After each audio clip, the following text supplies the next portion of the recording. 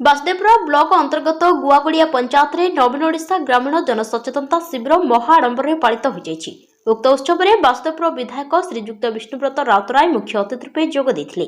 अन्यमानक मध्य block BDO chairman और सरपंच महिला मानक पई माननीय मुख्यमंत्री जो योजना मान करिसेंती से संपर्क में सूचना देथिले।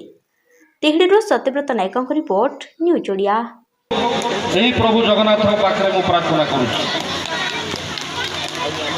आज आम ओडिशा नवीन ओडिशा आनुकूल्य आयोजित गुआगड़िया पंचायत रे पंचायत स्तरीय सचेतनता शिविर आज मंचासीन अच्छा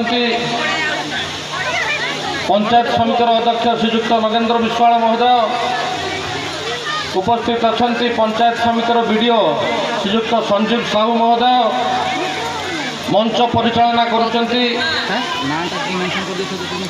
आम अंचल वरिष्ठ नेतृत्व पूर्वतन सरपंच जिला परिषद श्रीजुक्त दीनबंधु दास महोदय।